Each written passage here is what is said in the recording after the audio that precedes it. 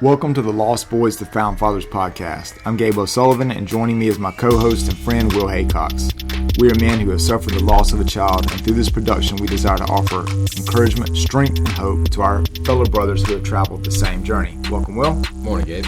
So we have hit a couple milestones, over 40 podcasts now, over 1,000 downloads.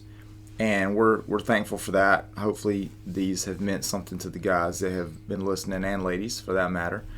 And, you know, one thing that Will and I have talked about is that sometimes in the midst of heaviness, it's good to just have a break, right? Like, you know how that is. Like, you're working and you're like, man, I got to have a vacation, right? You just got to get to the beach. You got to get to the mountains just to see the ocean or see that Blue Ridge, as we say up here in our part of the world.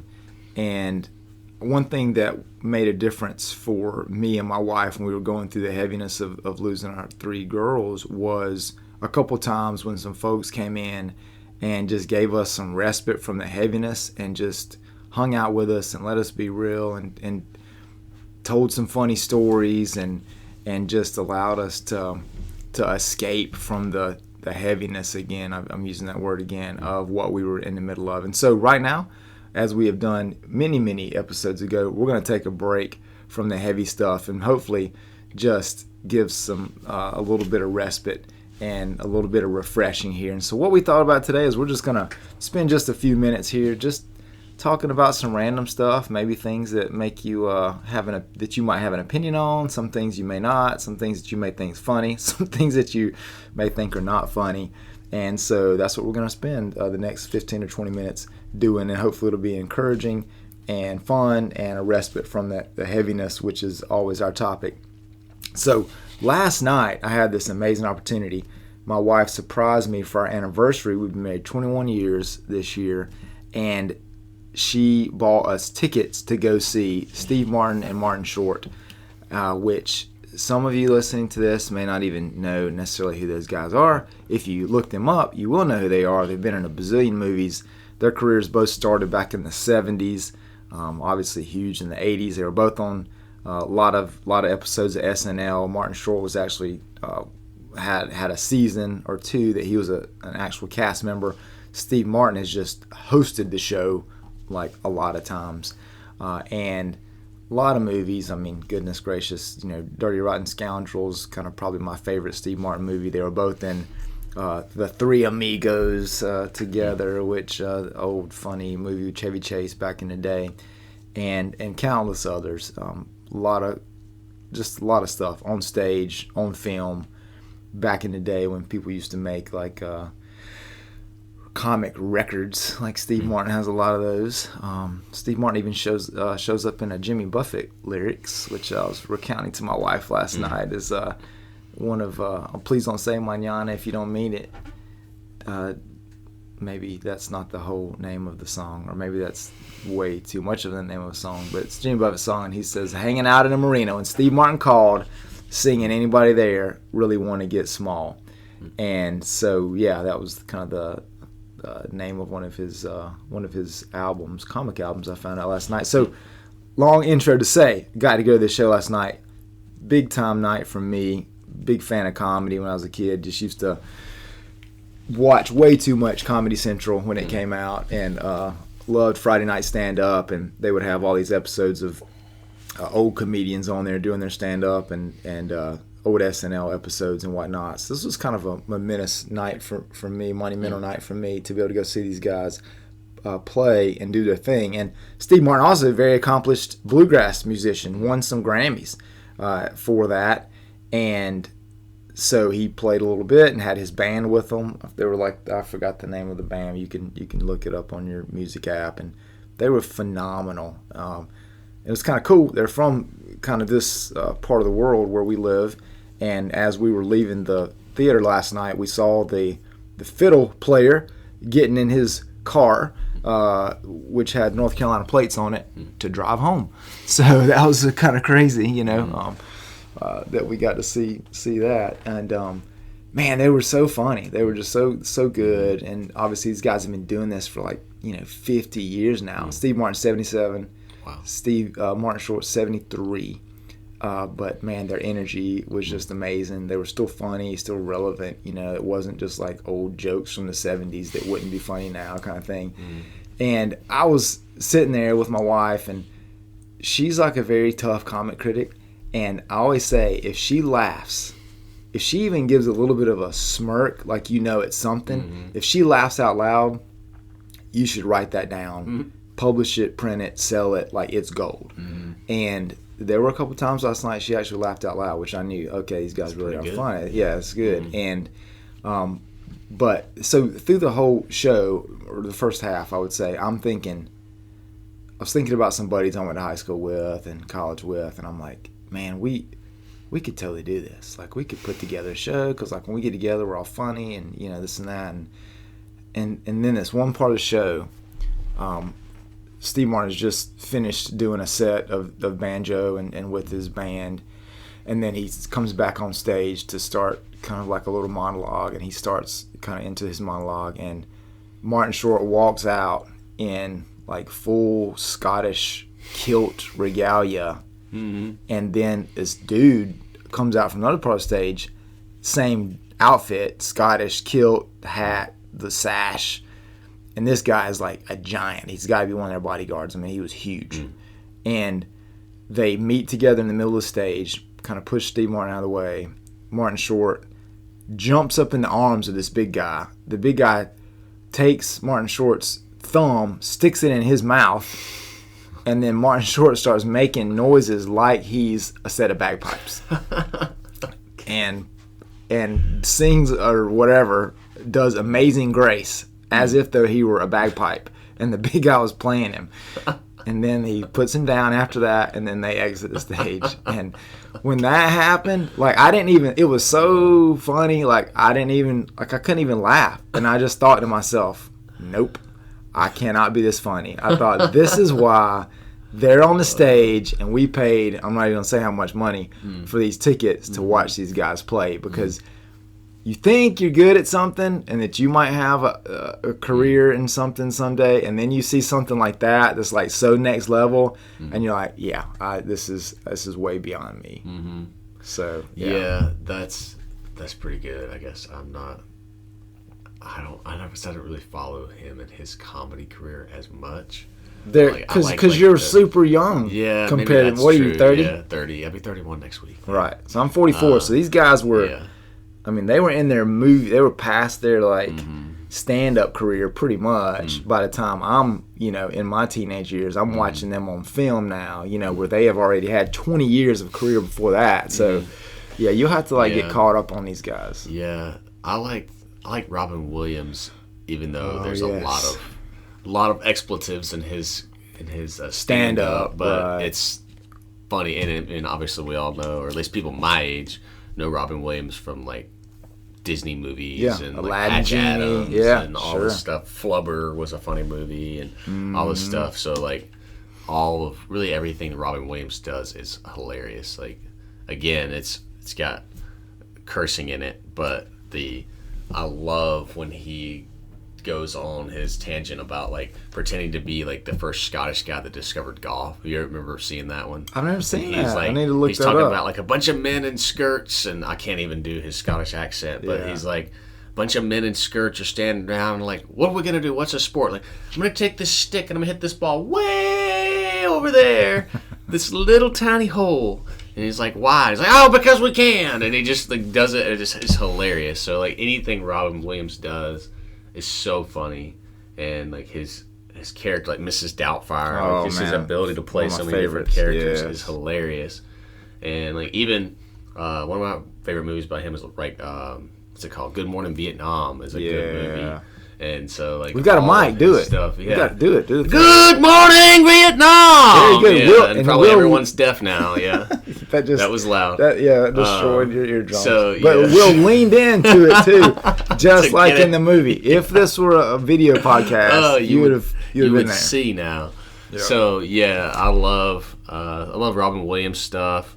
I don't know. Like I'll say my wife, my daughter and I, we both love Mrs. Doubtfire. We watched it about a week ago, and we I have the movie memorized, so I can mute it every time there's going to be a bad word or some comedy I don't want her to hear right now. Yeah, innuendo. So I'll mute it because I've watched it again way too much. Yeah. But I was telling her, I was like, what probably is the hardest job for any animator is when they would have seen Robin Williams as the voice of whatever, because like when he, like you said, when he would get going, I can't even imagine, like, because here's the script that the animator thinks, oh, this is what I'm going to be animating, but then when he actually gets to it, there's so much more. So that there was a lot of like stuff that they were like, holy moly, how are we going to actually animate his voice? When I bet that the character. I'm glad I'm not that guy. But yeah, I mean, I guess as far as like other things I thought were hilarious, like my dad is 71, and so I guess some of the movies he watched growing up I watched, or series and stuff like that. So like we've watched, like maybe not as funny, but like we watched Twilight Zone together. We watched like the original Star Trek together. And one of my favorite things that we watched is like Monty Python's Flying Circus. It's their TV show. We watched a lot of those, but then probably, I don't know if everybody's more familiar with it, but I would imagine more people are familiar with like Monty Python and the Quest for the Holy Grail. And like, I don't remember all the guys' names. My dad would know.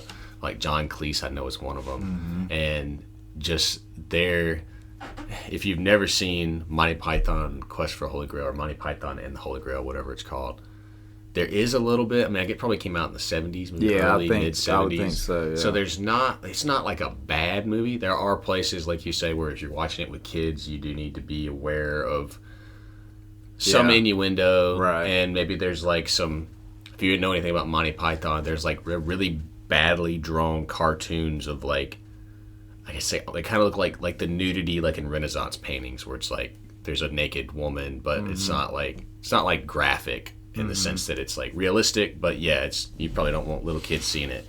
But just almost everything in that movie is hilarious. Like just the whole that English setup, humor it's different. Yeah, and it's funny. It's so like, I guess you have to like that kind of humor, because it can be really dry. That is true. But at the other times, it's just so funny. Like you mentioned before we started, like what are some movie quotes or moments that you think are great? And the first thing that came to mind was Monty Python. And I don't really know if there's a whole lot of quotes that I can give to you. My youngest brother, we could get him here on the podcast and he could probably quote half the movie. I don't even know, I could look back through it here, but like I don't even know how he knows this, but like the other day I texted him something about the I can't even find it real quick, but I texted him something relating to the movie, and like there's a part where like, they do like medieval humor, but then like they do like modern political humor. And so there's like a part where King Arthur comes up to these peasants working in a field, and he's like, young man, and there's like, she's a woman and she just looks really bad, and she's like, woman, and he's like, young woman, and messes with her, and he's like, I'm King Arthur, and they're like, who are you? Like, what? Like, who made you king? And he's like, I'm king by divine right. And like, what are you talking about? And he's like, well, what did he say? The lady, I don't even remember her name, Lady Gladriel gave me this sword Excalibur, and that made me king. And they're like, I thought this is not a very good way to do systems of government. Like, some watery tart throwing swords at you doesn't make you the king. And like, I don't remember voting for you.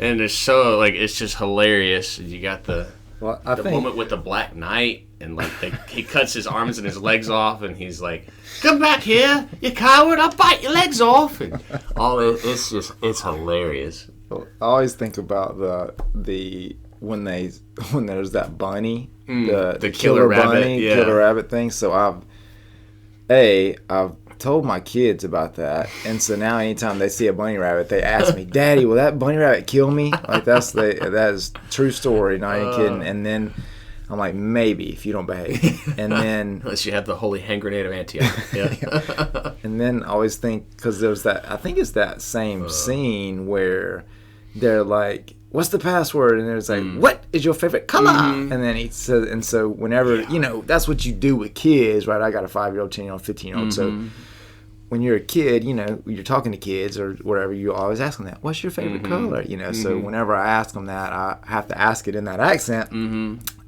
And, you know, meaning the English accent, not my Southern accent. And I always think about that scene, obviously, from that movie. That's so great. Like, what is your favorite color? Blue. No, yellow. Ah! And you get thrown off down into the gully and all that. Yeah, that is. I love the guys, you know, the way the guy looks. If you've never seen Monty Python, you have no idea what we're talking about right now. But the guy's got, like, black druidic robes on and these big horns on his head, and his name is Tim.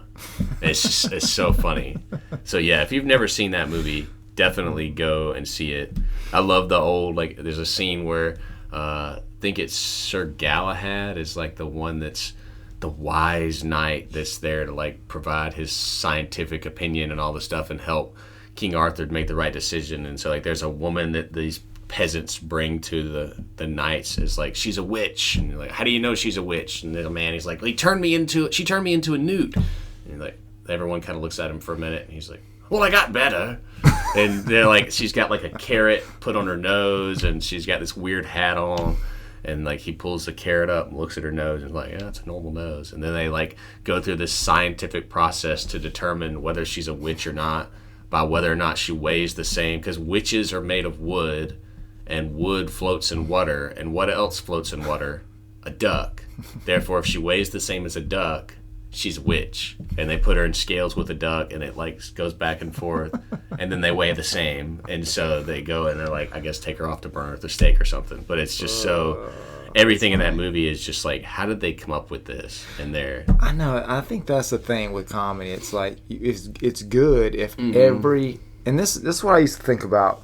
So I thought about this last night, because it's like every word was measured, you know, with these guys' show. And obviously it's 2 hours and you're spending a ton of money, and so you expect it to be good. But I mean, like, every single thing that they said, there was no lull, there was no word that was like, it shouldn't have been there. Like, everything meant something to the next thing and was funny in and of itself. And that's a good example of what you're saying there with that. And I thought about that. There's that old TV show called 30 Rock that was on like in early 2000s, like Tina Fey and Alec Baldwin. And man, it was like every single line was its own joke. Like, every single line. And I just remember watching that show, and I wouldn't even laugh. Like, it was funny, but I wouldn't even laugh because I didn't want to miss the next line, because it was going to be funny too and lead you into something else. And I think like that is just true artistry, when every word can be funny and also lead you forward or lead you back. You know. Yeah, you're like, wait, 10 minutes ago he made that same joke, but he did it differently. Now it's a different person making the joke. Yeah, like you say, you know, you think... I've never had any aspirations of being a comedian, but yeah, you think, like, I'm pretty funny, and then you listen to that, and you're like, no, I'm not funny at all. Right. Like, I have no idea. That's a completely different skill set and aptitude and way the brain works. And I think, too, like, there's one thing about, like, if you're a comedic writer, and then you're a performer, like, there's some people that can do both. Like, these guys last night, obviously... They probably write their own stuff, at least now, and they get out there and perform it, you know. So, but there's some people that are really good at writing it, you know, a la the writer's room at SNL, which some of those people eventually do come on to the show, but then a lot of them don't. Like, you never hear them, you never know them, but they're back there writing all the stuff that then these performers come out and do. You know, and I think that's like the kind of the next level skill set of, like, can you perform it? Or can you just write it, you know? Yeah, like, you know, you have that ability to deliver. And like you said, you know, like the Steve Martins, the Robin Williams, the John Cleese, and all these guys, like the John Belushi, like, they just have such ability. Like, one of my favorite, and I don't know, there's not like a movie I could pick because they're all funny, like Chris Farley. Like Chris Farley. I watched the old, I think it was a Dave Letterman thing just the other day I watched, where, like, he comes into Dave Letterman. You know, if you know who Chris Farley is, he's like 300 pounds, 350 pounds, whatever he is. He's a huge dude. And he comes in, and you may have seen, Gabe, what I'm thinking of. Like, he comes in like a lunatic, like a Tasmanian devil. Like he doing runs cartwheels. In there. Yeah, like he runs in, like runs over to one side of the aisle and like shakes somebody's hand, runs over to another side of the aisle and like ruffles somebody's hair and runs over, like grabs some dude that you hope wasn't random, but kind of looked like it was some random guy. Runs out to like stage left, runs outside, throws the guy in the dumpster, runs back inside, goes to the stage, does like 4 cartwheels, like runs back down, shakes people's hands, and then does another cartwheel and sits down. And you're like, I'm tired of looking at this. That's right. And I'm like in pretty decent shape, like 180 pounds. I've been running recently. How does he do this at 300 pounds? And how, cocaine. like, to even do cocaine. That's probably, it's a heck of a drug from what I heard. But gosh, yeah, like that's just crazy to think that there's a dude that had that much, like just the comedic skill. Yes. And like you say, like the way their face is, when they like they know how to deliver the lines. And to build that character and the physical comedy, like hard like just watching a dude that big doing cartwheels, it was hilarious. Yes. So like all of that, like I love that guy. He was so good. Well, he was, yeah. I mean, he was one of my favorites. I mean, man, Tommy Boy. I think I have a Tommy Boy T-shirt. I have a Callahan Auto Parts T-shirt actually that is fading so much because I've had it for so long. But that's fun wearing that because like people that you'll see people and they get it, like they'll look at it and they're like, oh man, that's Tommy Boy. I'm like, yes it is. And so you talking about the Belushi's and last night they had a part of the show, they had like a big screen and they would show pictures up there of old stuff, funny stuff, whatever, and comment on it. And one of them was a picture of John Belushi, Dan Aykroyd dressed as the Blues Brothers with Mick Jagger, and then Steve Martin was in the background. And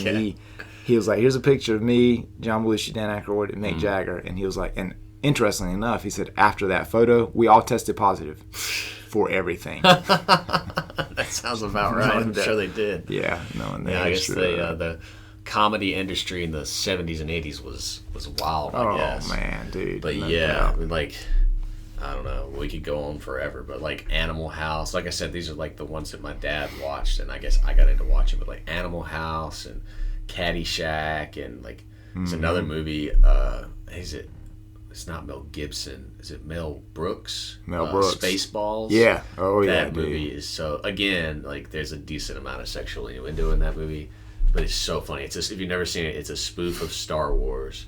And there's like all the same characters are like portrayed, and there's a Luke type guy, and there's a Yoda type guy, and a Han Solo, and a Leia, and a Chewbacca, and it's just so funny.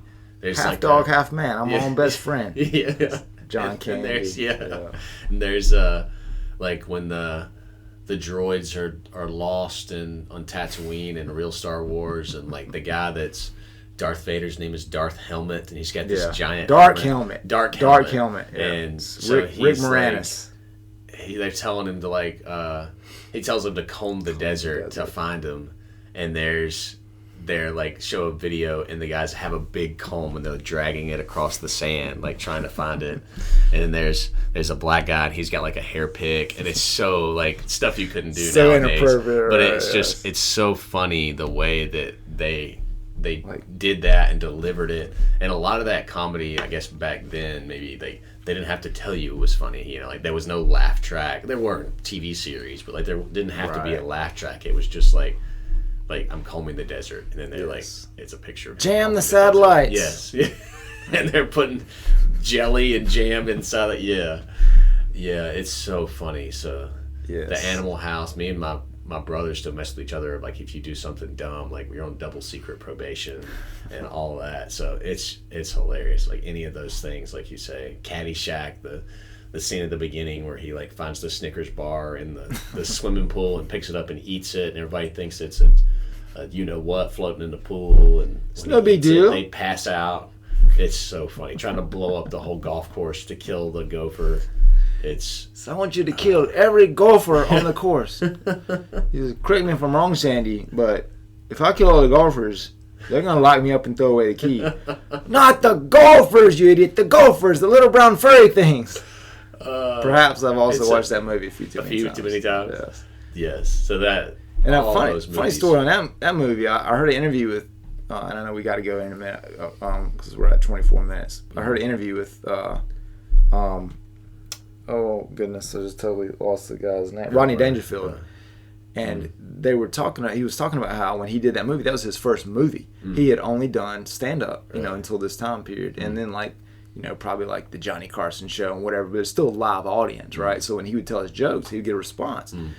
So on a movie set, obviously, you got to be quiet, right? So that he did his first couple scenes, and then he would looked all sad and depressed, and somebody was like, "Hey man, what's the matter?" And he was like, "I'm telling all these jokes and nobody's laughing." He was like, "I'm bombing over here." And they're like, "No, you moron. It's a movie set. We can't laugh at your jokes. We have to be quiet because the audience is going to laugh when they watch the movie." And he was like, "Oh, but it was how hard it was for him to be in that, in that." Yeah, so, to get into that mindset. That's so funny. I think one of my favorite from that movie, man, just line after line after line, but I say it all the time. Yeah. Yes, Bill Murray. And everything he's in. When Rodney Dangerfield says he's in the club shop or the pro shop, and he goes over this hat, and the judge is trying on this hat. He doesn't see the judge trying on the hat, and he picks up the hat off the mannequin and is like, "Well, if you buy this hat, I bet you get a free bowl of soup." And he looks over, and the judge is trying it on, and he goes, "Oh, but it looks good on you though." And he rolls his eyes, and man, there's just so much in that movie. Yeah, and apparently Bill Murray's a great guy. I think he lives, at least last I knew, he lives in Charleston. And people will come up to him, and he's totally genuine, normal guy, and hangs out with them. Yeah. He's got to be getting close to that age. You talk about Steve Martin, he's going to be 75, 80. Yeah. But yeah, that was a different generation of comedy. Now everybody thinks they're a comedian, like you said earlier. So which is why we're doing this joke, this show. We think that we're funny, but we're not. We're actually going to change the whole podcast to just us talking about other people's comedy. That's right. No, That's good. That would be bad. Then none of you would listen. That's right. As long as it's people they know, then they can have that moment of nostalgia and be like, "Oh yeah, I remember that was funny." It's not funny when Gabe and Will talk about it, but it was funny. It was funny. We're reminding you of what was funny. We may not make you laugh, we'll make you go watch something that makes you laugh. Yes. So we will be funny by proxy. That's the best way right there.